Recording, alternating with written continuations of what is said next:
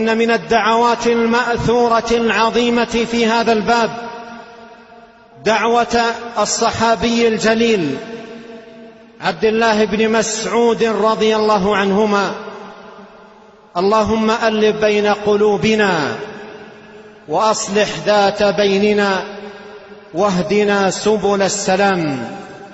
فما أعظم هذه الدعوة وما أحوجنا إلى الإكثار منها.